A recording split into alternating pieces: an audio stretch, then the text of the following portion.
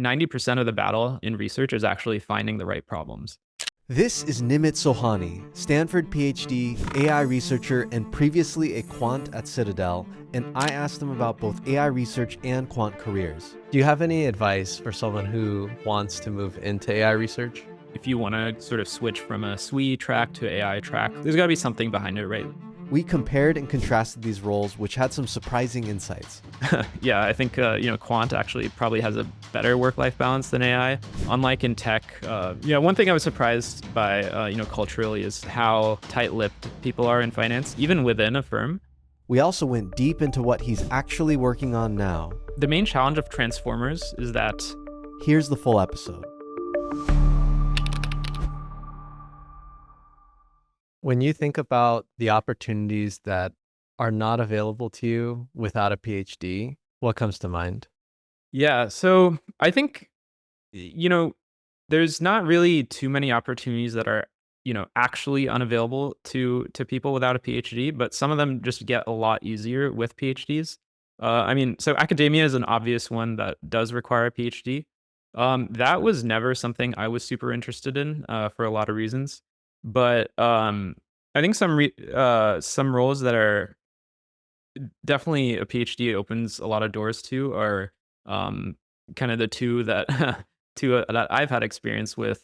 One is like sort of doing industry research in AI, like I'm doing now, or back in the day there were a few different like industry research in computer science or mathematics was a little bit more diverse, but more and more people are converging towards AI. So I'll just say like AI research is one of them where having a PhD helps. Or not that a lot of people do AI research without a PhD, but the type and shape of the role can look kind of different. And another one is quantitative finance. So again, a lot of people go into quant, out of undergrad, but certainly having a PhD,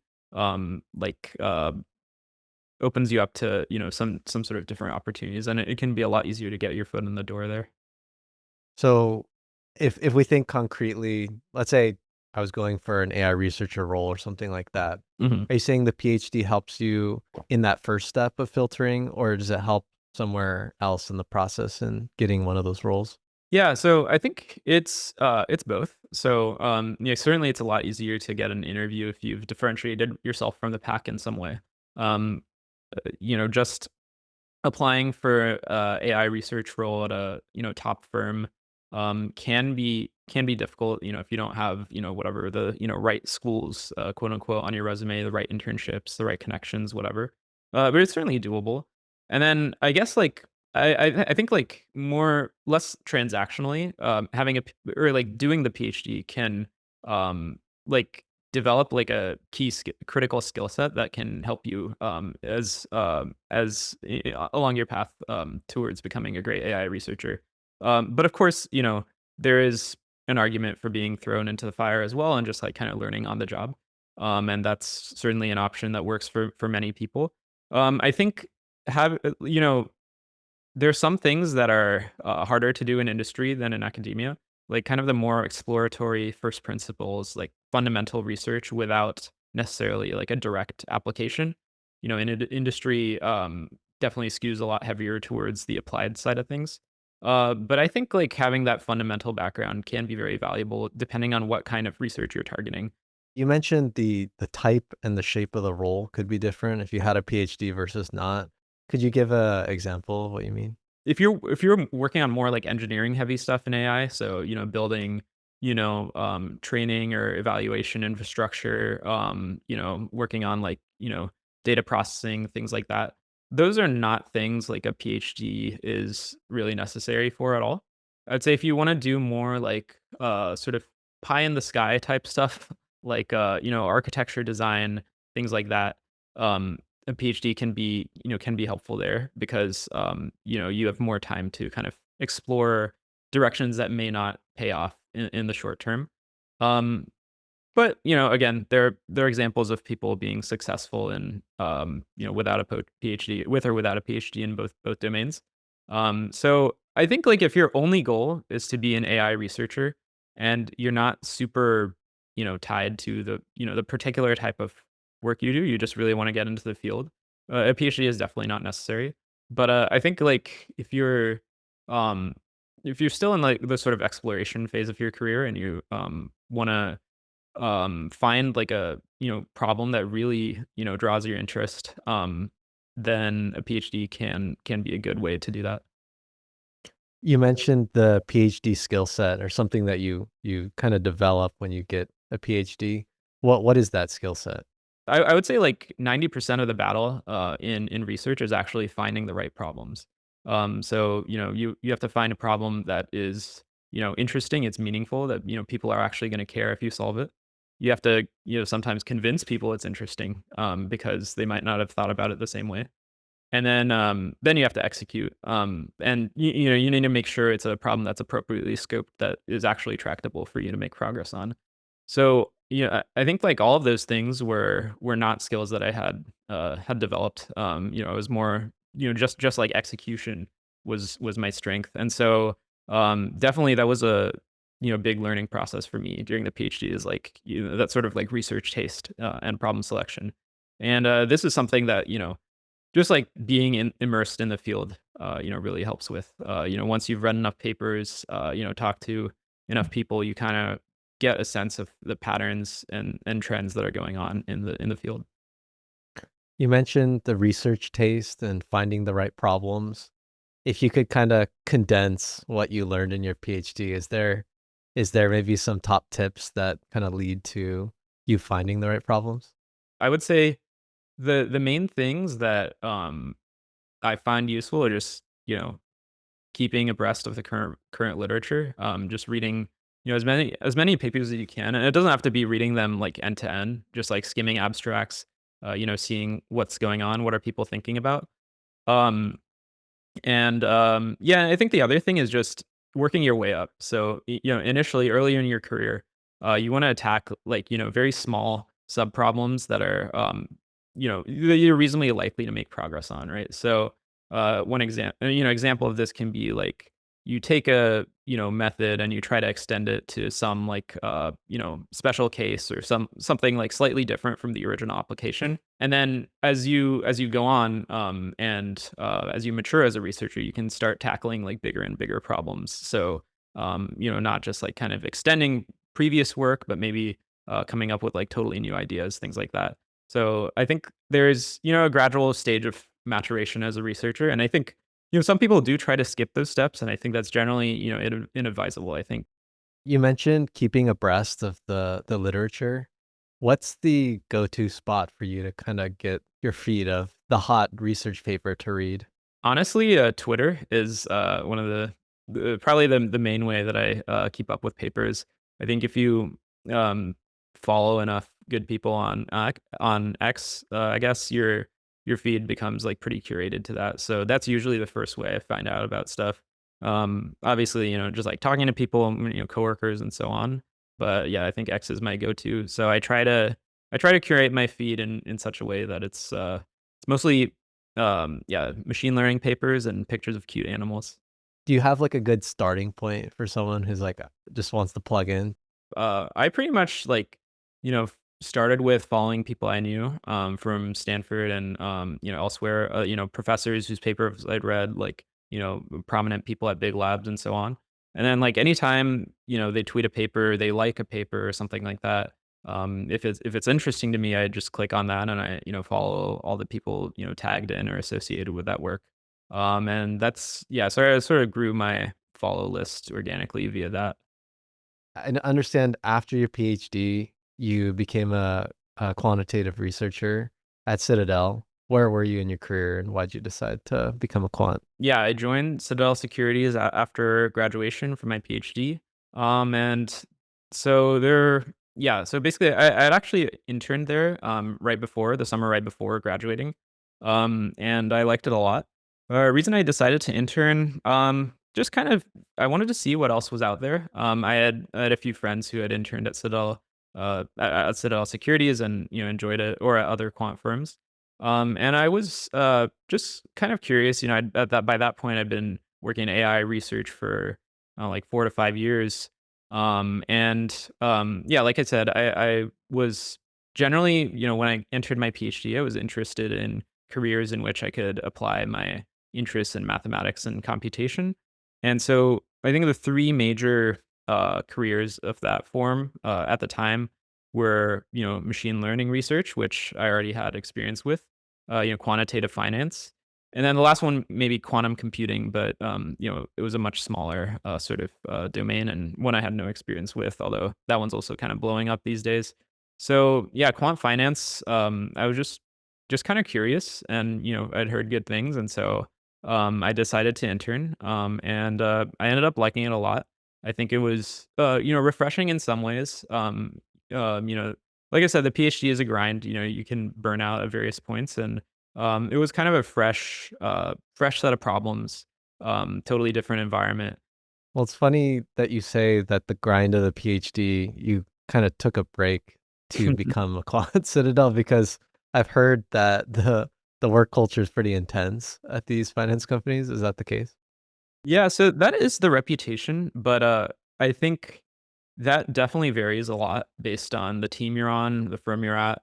Um, yeah, I had a pretty great work-life balance, as funny as that might sound, as a quant.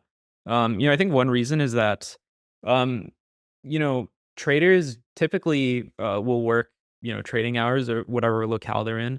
Of course, there are markets all over the world, APAC, Europe, and so on. But you're in the U.S.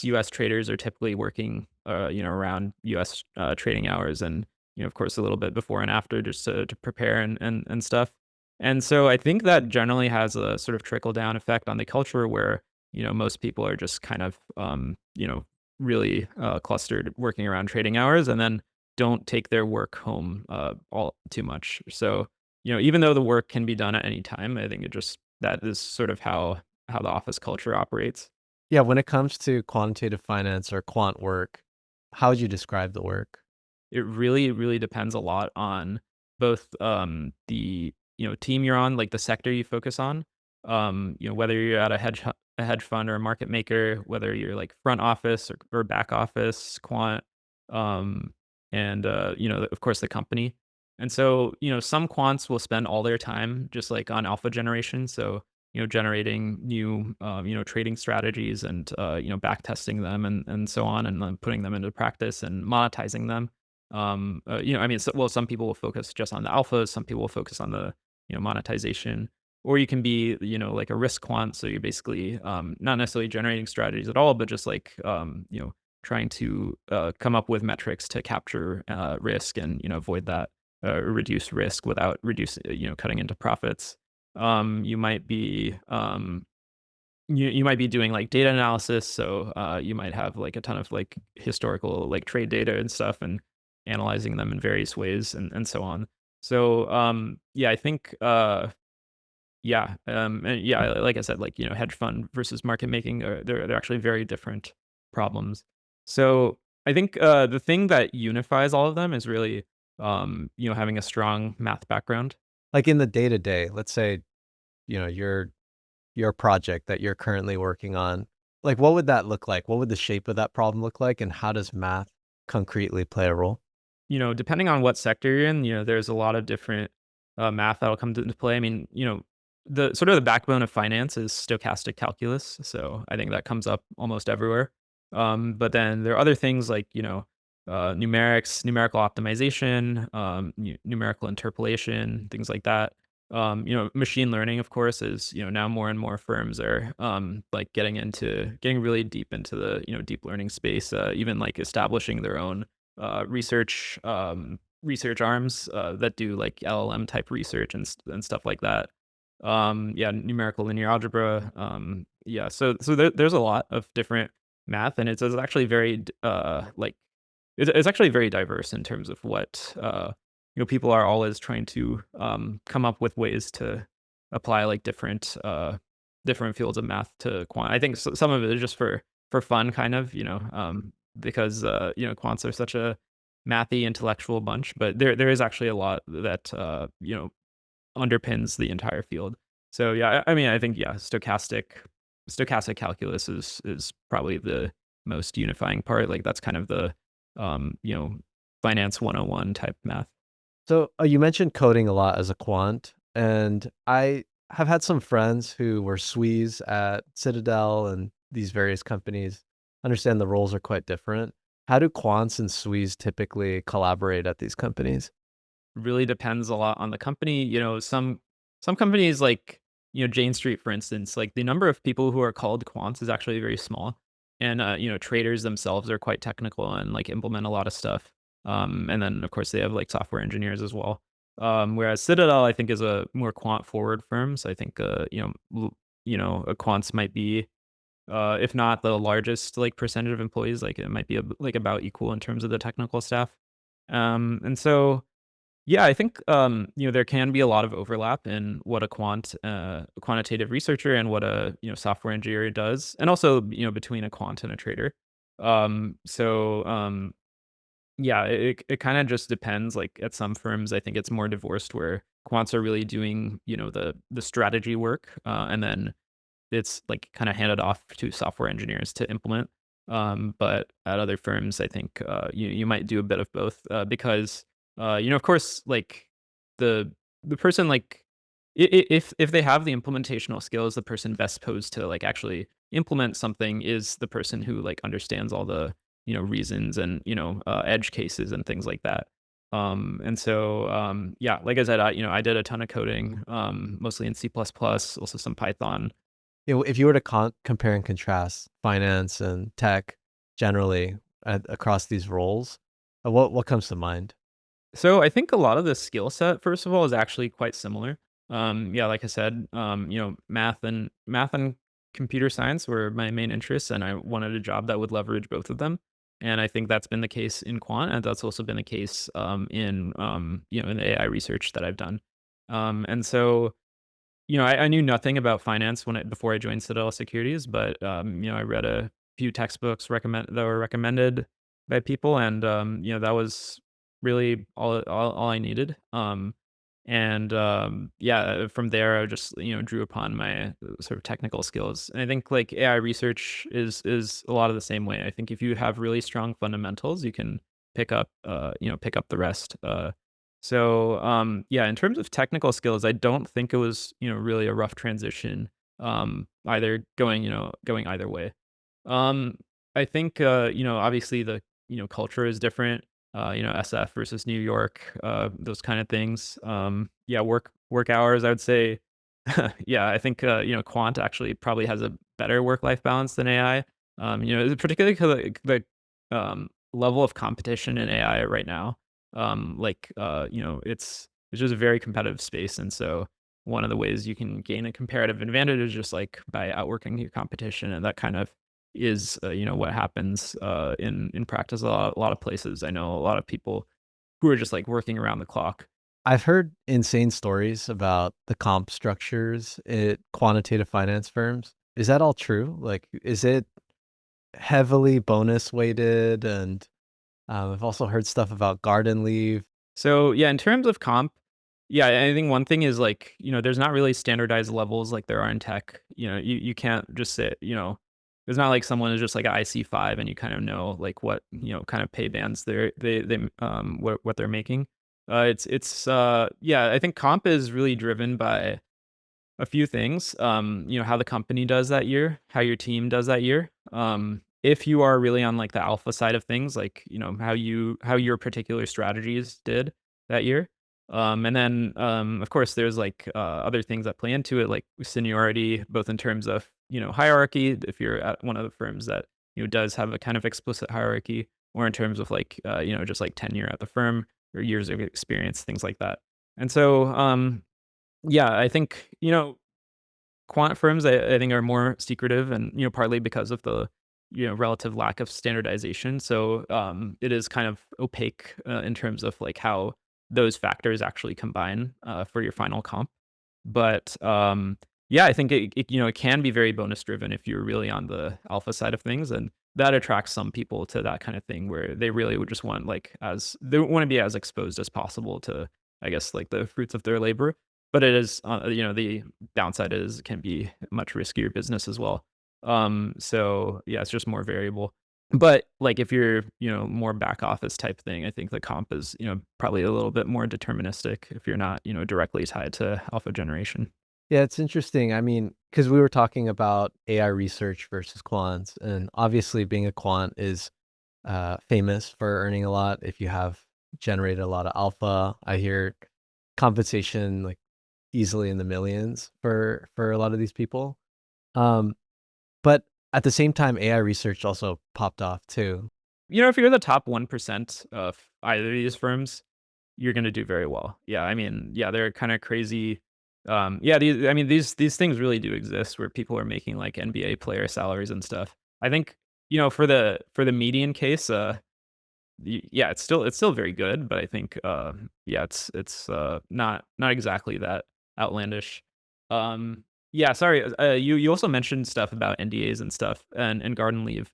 Or sorry, non-competes, I guess. So, yeah, I think, so finance firms are very, they're very serious about this sort of thing. Unlike in tech, one thing I was surprised by, culturally is how tight-lipped people are in finance, even within a firm. There's things that you can and cannot share across teams, or people might just want to be more secretive because they're protective of their alphas, and so if you know kind of what they're doing, you can sort of re-implement a similar thing and take over some of their alpha, right? Because it what makes it alpha is that it's secret. If the more people know about it, like the less profitable it's going to be for any individual. And so yeah, I think it's quite secretive. Even the firms that are have a reputation for being more open are actually quite secretive. Versus in tech, people talk about things all the time, and so it was a bit jarring for me returning it to tech and hearing people talk about what they're doing in a very open way. Is like, wow, like you're just gonna tell me that for free. So yeah, a non-compete is yeah, probably the most notorious part of this is yes, a lot of firms will have a clause in your in the contract you sign at the beginning stating that you cannot work for a competitor for a period of time after you leave the firm. And this period of time is typically decided by the company when you leave, but it can be anywhere from, well, it can be 0 up to 2 years. I think I've heard even up to 3 years for some places, but I think that's rare. I think the norm is, I would say the norm is 6 months to 2 years. And so yeah, during this period, you're basically just paid to not work. Yeah, it's called garden leave because I guess you sit at home and garden or whatever. And it's actually it's actually a quite interesting thing. It creates interesting incentives for some people because you are typically compensated quite well during this garden leave period. So it's not necessarily it's not necessarily a downside for some people. And yeah, basically, the idea is um, you won't leak ideas to your competitors, and by the time your leave is over, if you have some special alphas or trading strategies, 2 years down the line, they're probably not even relevant anymore, so it doesn't even matter. You mentioned the secrecy within in quantitative finance, and I see a natural incentive here to kind of be hostile, or I guess competing within the firm, because Yeah. my alpha is my alpha. I'm not going to help you. Did you ever feel that or see stories of that? Yeah, no, it's definitely a thing. People are yeah, I think a lot of people are, reluctant or even forbidden to talk about um any details basically of what they do. Some people, won't even don't even say what sector they work on, at least across companies and stuff like that. So yeah, I think that's definitely a thing. Some firms are set up where it's basically pods. So one pod is just responsible for basically all of their P&L, and then the firm takes a cut. And so, different pods might be working on, very similar things unknowingly, right? But they're not sharing any of the information. And there is some logic behind this, because the idea is you want to have uncorrelated, uncorrelated returns. So if all the pods are talking to each other, sharing ideas, chances are they're gonna start doing very similar things, and then that exposes you to risk where what if the thing you're doing is actually wrong, and you can wipe out not just one pod but an entire team of them. Whereas if people are working independently, then that's less of a risk. Earlier, you mentioned the top 1% of AI researchers and quants are going to do extraordinarily well. I'm curious, what sets the top 1% of AI researchers and quants apart from the rest? There are a lot of things. I think there are different ways to get to that point as well. It can be raw technical skill. Like some people are just really, really good at what they do, able to, the prototypical like 10x engineer, that kind of thing. And they just have, a higher level of intuition and or execution speed, stuff like that. Of course, there's politics involved, like, people who are better at playing the political game can, rise up in the ranks. I think in quant, one thing is that it is a bit, it's harder to game the system because there are kind of hard metrics that it's easier to evaluate how someone does. Especially, if you're an alpha quant, it's quite clear, right? Like if you implement a strategy, and you make the firm a ton of money, like that's obviously going to be recognized. I think, in AI, it can be a little bit harder, but of course, I mean, the analog might be like you publish like a seminal paper, like you make a true breakthrough in the field, you make, the models much better than, yeah, that sort of thing. So, yeah, I think yeah, I guess it's probably similar to, other domains. It's just a combination of skill and like, playing the game. And I think being in the right place at the right time has a lot to do with it. Both in quant in terms of, seeing something before other people do, and then, like, taking advantage capitalizing on market trends and turning that into a profit, or in AI, like, having the right idea at the right time. When it comes to quant firms, I'm kind of curious. There's all these tier lists out there. What are the top firms and why? Rentech, like we talked about, is one of the sort of mythical firms in this space. You can't really argue with their returns, the historical returns over like a 20-year, 30-year period. It's pretty insane. So Rentech is maybe the gold standard. Depending on who you ask. Then there are other firms like some of the slightly bigger ones like Jane Street, Citadel, Jump Trading, Hudson River. Think those are generally very well regarded firms. And having that kind of thing on your resume can definitely be an asset to future quant roles and things like that. So yeah, very good firms. I think great technical talent, great returns, obviously. And then there are some like elite smaller ones, similar to Rentech, like smaller, more secretive, less well known, but still very very excellent returns. Yeah, TGS is one. It's in Southern California. Yeah, XTX is another one.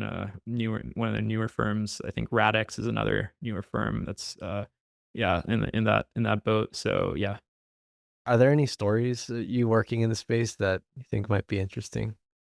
finance firms do not mess around. So you hear stories about like people just doing dumb things like traders or quants having like an internal WhatsApp group where they talk about strategies, and they're so as a quant you have like trading restrictions. You have to get all trades pre-approved, and so of course if you're someone who works in equities or something, you probably are not going to be able to trade those tickers at all. But people try to get around it with their little WhatsApp groups or whatever, like telling their friends to buy these stocks or something, split the profits or whatever. Um, if that happens and you get found out, they're gonna go after you. You'll get fired. Obviously, there'll be lawsuits. You can even go to jail. Yeah, there's like a few stories about this, because it is against the law. And so, yeah, I've heard horror stories about this. That's one of the things they tell you about in training actually, is like, yeah, do not do this. Similar with like non-competes, people going to competitors or starting their own thing or something, and like, uh, getting accused of taking strategies and stuff like that. Yeah, all these firms have like elite legal teams, and yeah, just not something you wanna mess with. I've heard that in quantitative finance that it's kind of intense sometimes, or rather people may get fired uh, very often. Did you ever have like you just were working with someone that kind of just disappeared? Yeah. Yeah, I mean, yes, that does happen. Um, yeah, I think it's interesting in quant because, um, like I said, yeah, comp is a function of many things, among which is seniority. And so I think your job security can actually be kind of U-shaped because senior quants, like, even if they're very good, they just get very expensive after a while because that's sort of what the market rate is for senior quants. And so, even a good quant, can stop being worth it after a while. Whereas like earlier career quants, you can, they might be very good and also not command, as high of a salary. So yeah, the job shape is very not usually like kind of like an inverse parabola almost. And yeah, I mean, people certainly get fired. It's a quant in general, I think, has a culture of, well, one is like up or out, and two is like, just trimming the low performers. And again, I think this can become, especially easy if you're like more like on the alpha side. Like if you're just not making money, like it can be pretty clear. But in general, like even for like, engineers, yeah, I think there is this kind of culture. Yeah, traders, of course, it's yeah, since they're, making trades and stuff, again, it's like very easy to monitor. So I think that can be even more brutal. Why did you leave Citadel to join Cartesia? When I joined Citadel, it was partly because I was just interested in learning about a new problem domain and like, learning some new stuff. Learning about finance in general, I think was also like kind of interesting to me. And yeah, I think, I became more financially literate as a result of things and stuff like that. Like it was a great learning experience for me, and I was kind of optimizing for like growth potential partially as well. But yeah, I mean, by that point, I'd been at Citadel for, a couple years and was, yeah, I think, like it's sort of like your growth, at most places will kind of like accelerate for a bit and then like sort of taper off. But I think there was still a lot more to be learned had I decided to continue on that path. But I saw what was going on in the field of AI. When I graduated, actually, was right before ChatGPT came out, and so I think a lot had changed even since I joined Citadel. And I heard that the founders of Cartesia were starting this company. And for context, I knew all of them from my PhD at Stanford. They were actually all in Chris Ray's lab with me. I knew Albert pretty well. And so, yeah, I had, tons of respect for them. They're, great researchers. I worked, pretty closely with some of them. Albert was a good friend of mine, knew the other guys. And so it just seemed like a great opportunity, and a great time to get back into the field of AI when things were sort of taking off. And I thought it would be great, in terms of, personal and technical growth. Also, the opportunity to join a small startup, was definitely, something that was interested in me and, kind of like shape the company and the culture, as one of the earlier employees. And so, yeah, it was really, yeah, I think, yeah, it was all about growth, getting back into AI, and I think like, um, there is like definitely a different risk profile. I think when I graduated my PhD, I was kind of more like risk averse. Quant was like a, stable, lucrative opportunity that, was the right choice for me at that time.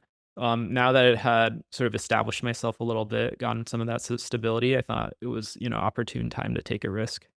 Cartesia, I guess if you could give us some context on kind of the primary problem the company's solving and just like what the company's about. Yeah, we are a voice AI company. Our current mission is to build sort of the next generation of voice AI and a platform for that. So what that means is we do, our flagship product is text to speech. We also have products around speech to text, voice agents, and yeah, stuff like that. And yeah, I think we believe voice AI is the future.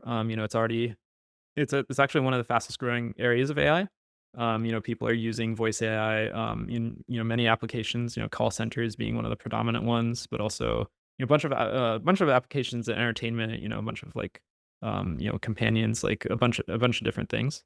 And so that's kind of the product set we're building. And Yeah, in terms of, why do we choose voice? So I think, voice is actually, a very interesting test bed for a lot of, research ideas that we're exploring. So we also have like a sort of research arm of the company that focuses on kind of longer term research around, around long context, around multimodality, things like continual learning and memory, test time compute, and in general, like, our sort of overall, like, even higher level goal is to build real-time, systems that are truly intelligent and that you can, like, interact with and that can learn from experience. And so I think, building these, voice agents, speech to speech models and so on is, it requires you to kind of, solve some of these problems for the, sort of eventual idea of like a kind of like always on assistant, personal assistant. When it comes to this voice AI space, who are the top competitors? So, our main competitor is a company called 11 Labs. They're, another voice AI company basically. Yeah, so they, I think, had about a 18th month head start on us. Yeah, I actually used to play with 11 Labs, long before Cartesia was ever a thing, just like kind of make like, fun videos and whatnot. And so, yeah, it's, very, very similar company. I think, where Cartesia stands out, I think, is, we have sort of a focus on, things like latency. So, low latency is really important for a lot of voice AI applications, for naturalness, like the conversation we're having now, you can't afford to have, a second pause in between like each turn of the conversation, that just really breaks the sort of illusion and immersion. And so, latency is really important for a lot of our customers. Um, yeah, we're continuing to try to push the boundary of sequence modeling and stuff to get better and better quality without compromising on latency. And then going into like more end-to-end systems as well. So right now, the way voice agents are typically implemented is you have a speech to text system that transcribes some text. Then you feed this into a language modeling backbone. And then you have a text to speech system that will take the text that is output by the language model and speak the result.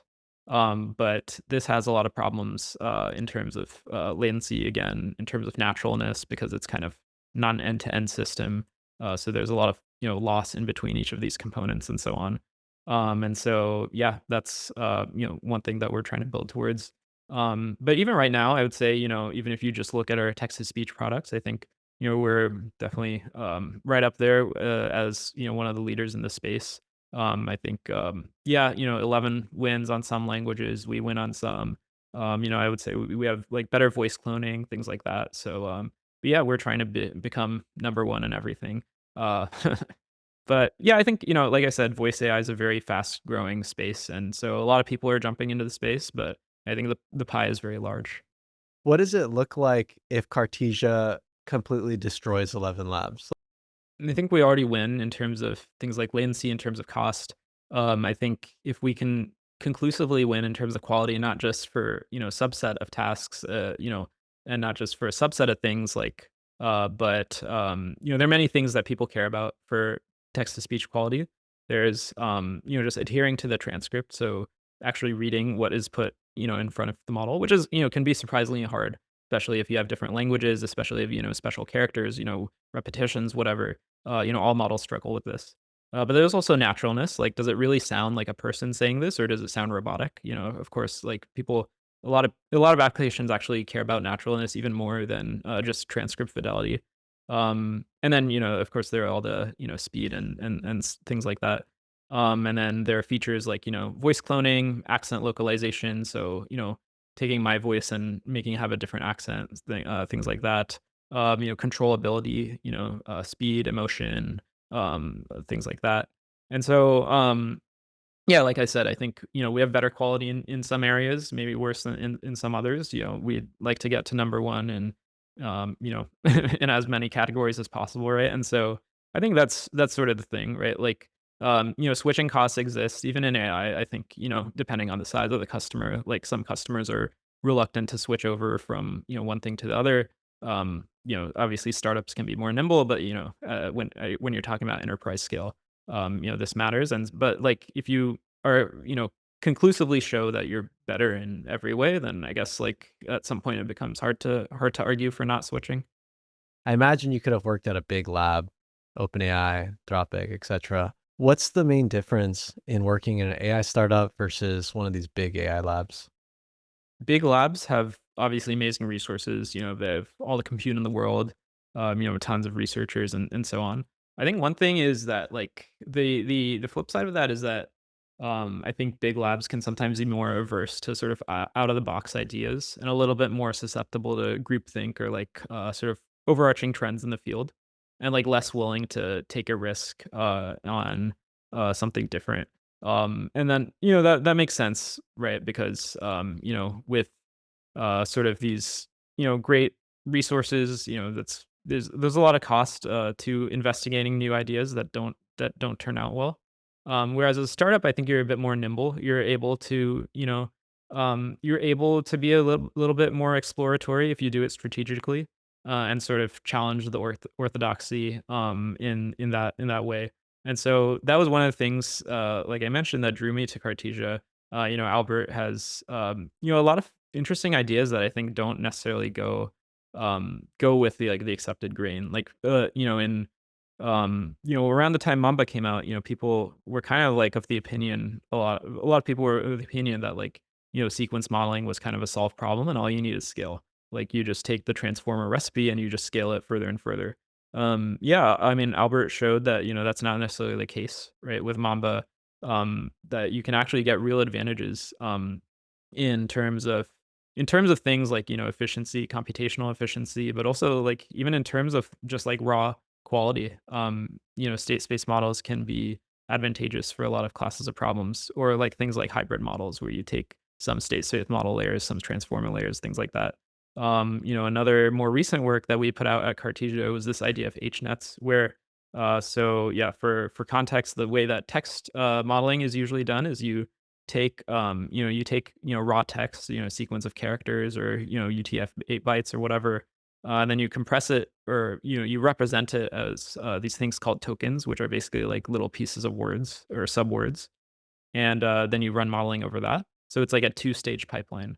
We showed that if you actually just go from the raw characters, and you kind of learn this tokenization, you learn how to like draw these boundaries in between groups of letters instead, you can actually get better performance.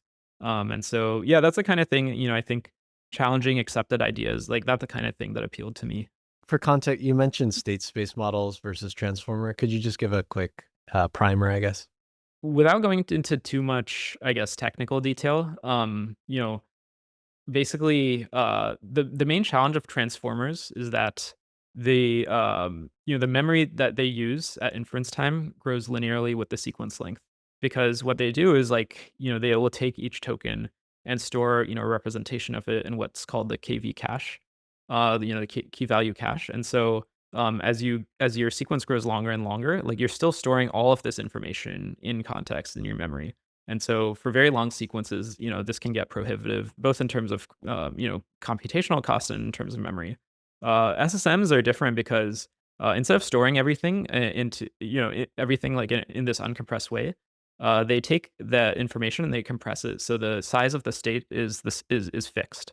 And so as a result, like the cost of doing a certain step doesn't change with the length of the sequence, and the amount of information you have to keep in memory does not grow with the sequence length. And so kind of an intuition, our co-founder Albert Gu has a great blog on this, is that SSMs are kind of like a brain. The human brain also does not store an unbounded amount of context. It takes in information and it processes it, and it like keeps it in this fixed size state, which is which is our brain. Of course, you can simulate having a unbounded state, but via use of external tools like writing stuff down and so on. But the core primitive remains fixed. Whereas transformers are more like a database where you can kind of recall anything in the context. And so I think both of these approaches are complementary, right? Yeah, so we're currently exploring kind of extensions of that analogy. But yeah, I would say that's kind of the high level thing.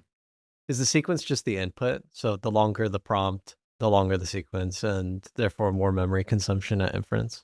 That's right. So the sequence is the prompt plus the response. So as the model is generating the response, the context, the context includes what has been generated so far, right? So you can refer back to what you yourself have said, and figure out what is the next appropriate token to say. And so this can get obviously especially large for multi-turn conversations where now the context includes like everything that has been said in the entire conversation up to that point. And so, beyond a point, as I'm sure we've all had experience with, if you're chatting with these language models, it sort of ceases to be that useful maybe after 100, tens or something of turns, and it can be best to start a new conversation. But the challenge with that, and of course, companies are doing things to try and sort of address or band-aid this. For instance, like ChatGPT now like saves some like global context in between conversations and stuff like that. But it doesn't really truly learn from your personal proclivities and preferences and like the things you've asked it in the past. Like there is some semblance of this, of course, but I wouldn't say that it's like truly personal yet, and in terms of like an actual agent that is like kind of learning and growing every day.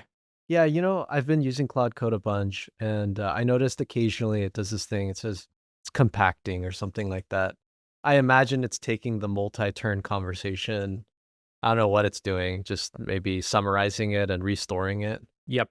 Yeah, there are all sorts of different ways to kind of compress the KV cache, either sort of mechanistically or kind of doing like a textual summaries or things like that. This is a pretty active area of research as well. You mentioned that the state space models, they have a compressed representation of the KV cache, um, and so I'm curious, does that have a trade-off in terms of the quality of inference? Is it lossy?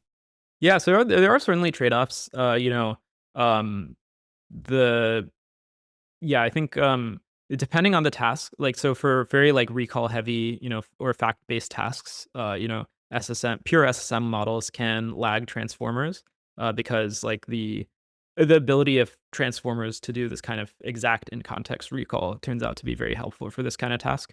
Whereas for other tasks that don't require this type of thing, SSMs can scale just as well or better as transformers, even for like a fixed parameter budget, let alone the inference budget. You can kind of get the best of both worlds. A lot of people have shown this by doing a hybrid model. So you just basically interleave state space model and transformer layers with some ratios. And so NVIDIA's put out stuff like this. Even the Quen, the latest Quen models follow this strategy as well. So yeah, I think the cutting edge, I would say, for text is probably in these hybrid models, at least in terms of like what's out there for open source. But the interesting thing is that for other modalities like audio, it actually makes a lot of sense to have this compression as like as an explicit inductive bias. So using SSMs for audio has proven very useful for us. We found that it actually improves performance. It's kind of almost a free lunch. You get improved performance and improved quality and improved performance at inference time. And the reason is that sort of like if you think about what these models are doing, audio is depending on how you represent it, is a very like you know there's very little information contained in any one like time step or token, if you will, of audio. It's like a frame of depending on what you're doing, like 10 milliseconds to 100 milliseconds. And so one frame to the next doesn't really vary that much. And so compressing these into sort of fixed size state actually like makes a lot of sense, as opposed to text, which is a much like sort of densely informational modality. One word to the next, there is actually a ton of information contained in each of those tokens. And so compression is less it's kind of already like pre-compressed if you're using a token level representation. But yeah, even so, I think hybrid models. I would say hybrid models, I think, are the future in that regard. I see. Okay. So it's because the modality itself has, I guess, redundancy in the data that means that this lossiness is actually an asset rather than a problem. Exactly. Yeah. So yeah, I think there's a lot of interplay between modality and architecture. It's definitely not something you cannot design your architecture independently of your data. And so yeah, kind of this like co-design and like thinking about modality, multimodality from a fundamental level. This is one of the research problems that I mentioned that like kind of drives a lot of the work we do here. When you think about companies that focus on product versus research, what pattern do you think is most effective? So I think, personally, and this is one of also one of the reasons I decided to join Cartesia. I think it is very important to have both. I think like so there are several startups popping out recently that are really focused on core research and not don't even necessarily have like an idea of how to productionize it or turn that into a product or a revenue stream. I think like I personally am fairly skeptical of this approach. I think for a few reasons. I think first of all, big labs, have tons of resources and also have, large teams focused on this sort of thing. I think, yeah, I think like, ultimately the goal of a company is to make money, right? And so I think, eventually, if you are a company of this form, like you need to eventually deliver like, massively outsized returns, at some point. And so I think you're taking a big risk where it can kind of be an all or nothing type thing. I think the flip side of like a sort of product only company that's built on AI models that are built by other people, I think that is like risky in the sense that you don't have as much of a moat. So like we saw this with the initial chat gpt or going from GPT-3 or GPT-4, right? A lot of these wrapper companies kind of just got made obsolete by the fact that the base models improved so much that they could often just do what the wrapper was trying to do by themselves without very much scaffolding, and so it became kind of thing you can just build in-house rather than needing another company to post process the outputs of these models. I think like being in the intersection is actually quite valuable for for many reasons. I think having a real product that customers use is something that can drive the research. So you see firsthand the issues, and you can use that to drive your next iteration of modeling. Try and fix these issues not as a band-aid, but like, from the ground up, right? Like from at the model level itself. And so I think having control over the models is like very important when you're building an AI product. Which is not to say that like, there's no room for any non-research company. I think it just like it has to be in the, right kind of space.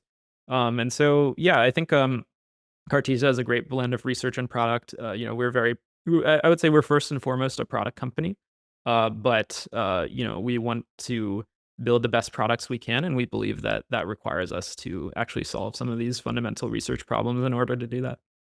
I think there's a lot of people who want to get into AI research. I mean, I was just talking with a friend today who's a SWE, and he's saying, I don't think software engineering is going to be around in N years or something like that. So he's been investigating.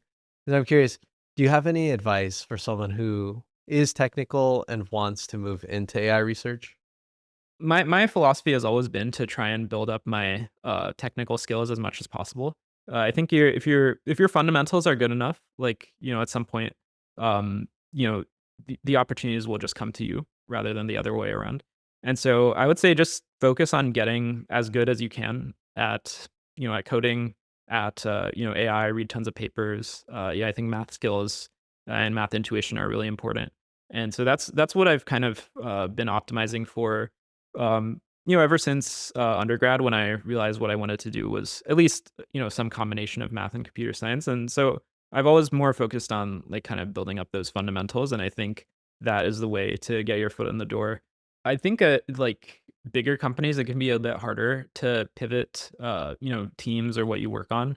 And so for someone like that, I think just switching like teams or companies can be like sort of the only path forward. I think you can kind of get siloed in a little bit if you're at a bigger company sometimes. Although I do think some companies are better about it, and I have seen people transition from SWEs to research and stuff like that.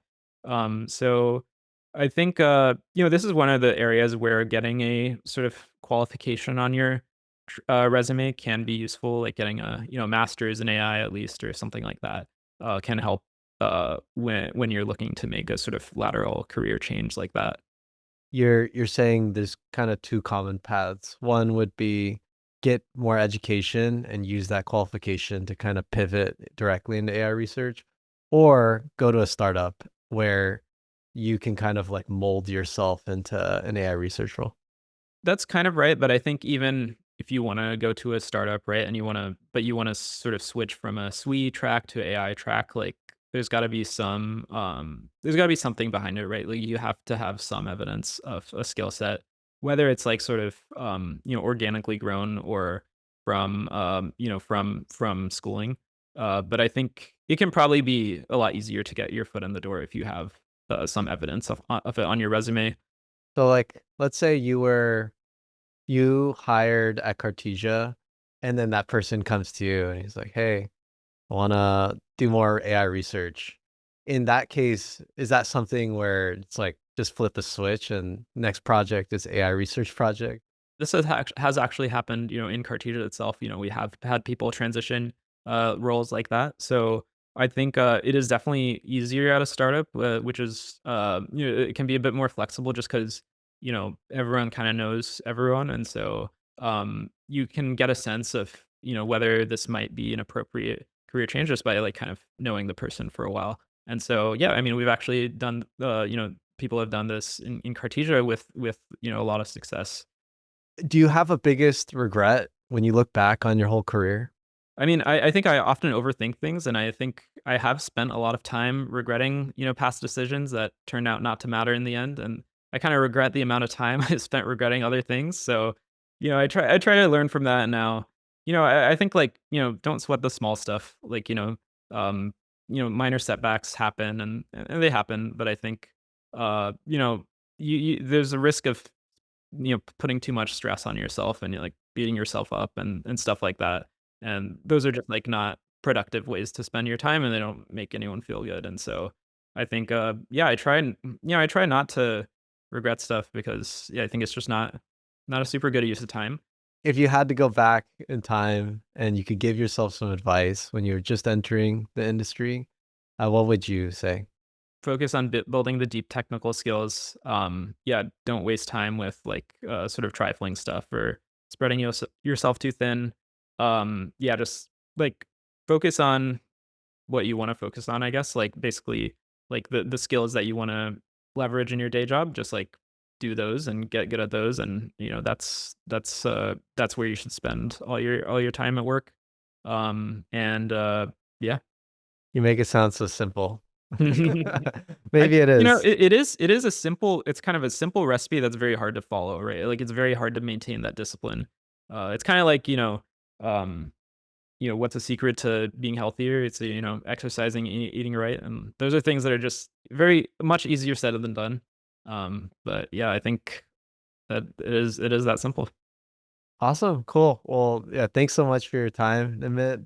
Thanks for listening to the podcast. I don't sell anything or do sponsorships, but if you want to help out with the podcast, you can support by engaging with the content on YouTube or on Spotify. If you want to drop a review, that'll be super helpful.